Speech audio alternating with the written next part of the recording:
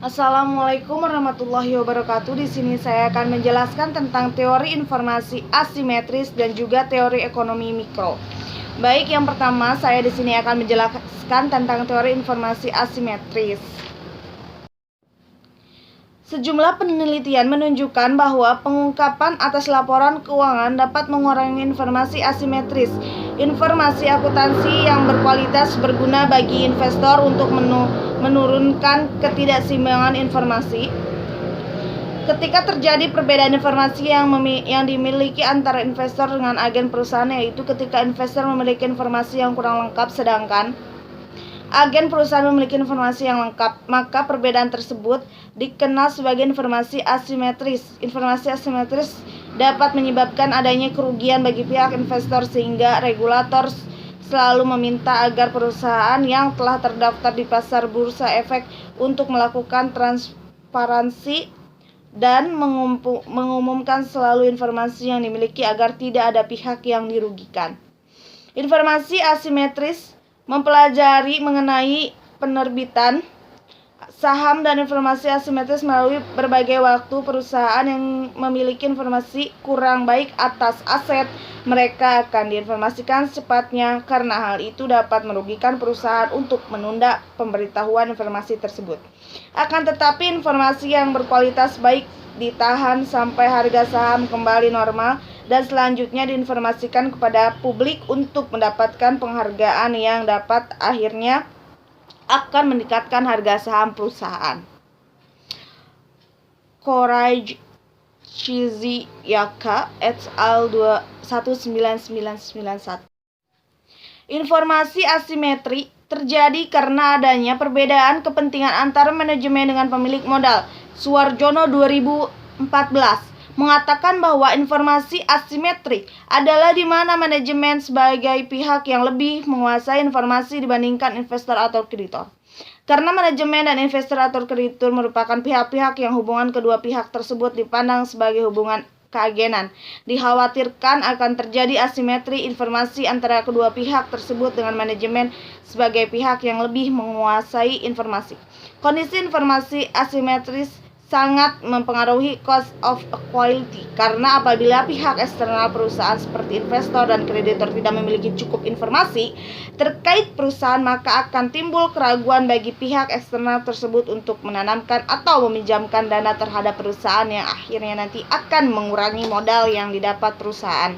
Hingga akhirnya nilai cost of equity semakin tinggi karena perusahaan harus mengeluarkan biaya lebih banyak agar usaha untuk menambah modal perusahaan tidak sia-sia. Sebaliknya, apabila pihak eksternal perusahaan mengetahui secara lengkap tentang kondisi perusahaan, maka hal tersebut akan semakin memantapkan para pihak eksternal dalam mempertimbangkan untuk menanamkan atau meminjamkan dananya terhadap perusahaan, sehingga nilai cost of equity juga semakin kecil. Selain variable dependent cost of equity, teori informasi asimetris juga tercermin melalui variabel independent asymmetric information. Apabila ketimpangan informasi antara pihak manajemen dengan pihak eksternal, terutama bila informasi mengenai perusahaan yang dimiliki oleh pihak eksternal lebih sedikit dibandingkan informasi yang dimiliki manajemen perusahaan, maka kondisi tersebut lebih banyak merugikan perusahaan terkait usaha menambah modal. Hal ini disebabkan apabila perusahaan tidak melakukan transparansi terhadap laporannya, maka pihak eksternal tidak dapat mengetahui prospek perusahaan di masa mendatang sehingga merugikan mereka untuk melakukan pengambilan keputusan terhadap investasinya. Baik, itulah penjelasan tentang teori asimetri, dan selanjutnya saya di sini akan menjelaskan tentang teori ekonomi mikro. Ekonomi mikro adalah cabang dari ilmu ekonomi yang mempelajari perilaku konsumen dan perusahaan serta penentuan harga-harga pasar dan kuantitas faktor input barang dan juga yang perlu diperjualkan. Ekonomi mikro penelitian atau meneliti bagaimana berbagai keputusan dan perilaku tersebut mempengaruhi penawaran dan permintaan atas barang dan jasa yang akan menentukan harga dan barang harga pada gilirannya menentukan penawaran dan permintaan barang dan jasa selanjutnya. Lutfiah 2013.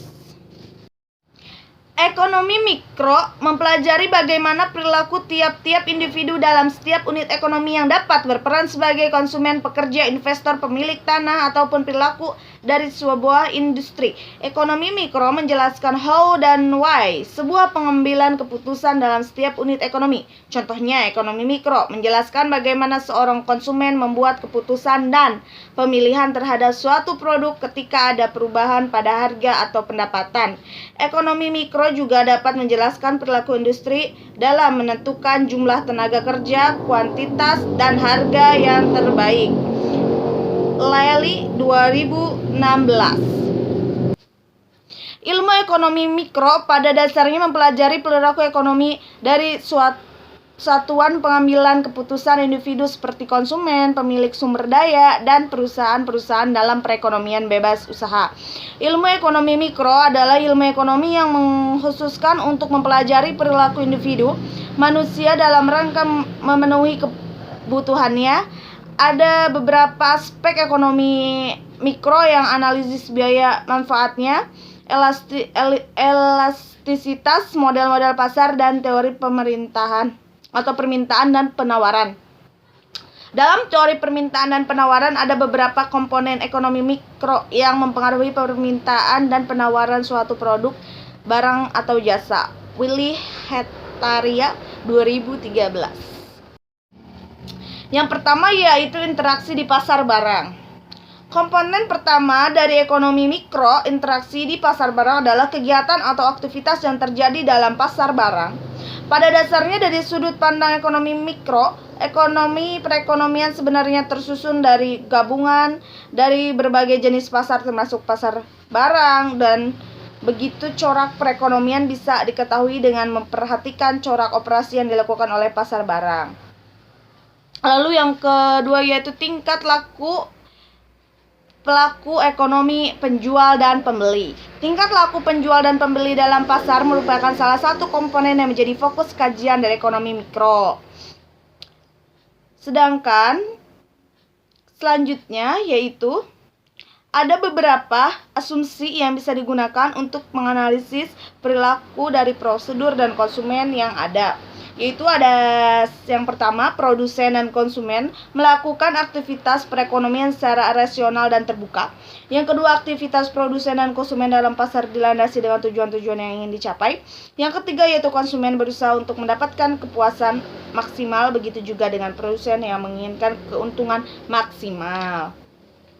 Lalu yang C atau yang terakhir yaitu interaksi dalam pasaran faktor. Pasaran faktor fokus pada kajian interaksi yang terjadi antara penjual dan pembeli di dalamnya. Faktor produksi tersebut memiliki atau meliputi sumber daya alam, sumber daya manusia, sumber daya modal, serta kewirausahaan. Faktor-faktor tersebut disediakan oleh rumah tangga konsumen. Rumah tangga konsumen akan mendapatkan balasan jasa dari peranannya menyediakan faktor tersebut, yaitu konsumen akan mendapatkan apa yang mereka mau. Ekonomi mikro mempelajari bagaimana suatu perilaku atau aktivitas dari berbagai pihak yang termasuk ke dalam ekonomi mikro bisa mempengaruhi permintaan dan penawaran atas suatu produk, baik barang maupun jasa, yang akan menentukan harga, dan harga tersebut akan menentukan jumlah permintaan dan penawaran tersebut. Adapun beberapa komponen yang dapat mempengaruhi permintaan dan penawaran pada suatu produk yaitu interaktivitas dan tingkah laku pelaku ekonomi sehingga berdampak kepada perusahaan, kepuasan konsumen dalam pembelian ulang. Baik teman-teman, cukup sekian penjelasan materi kali ini. Kurang lebihnya mohon maaf. Billahi taufiq wal hidayah. Wassalamualaikum warahmatullahi wabarakatuh.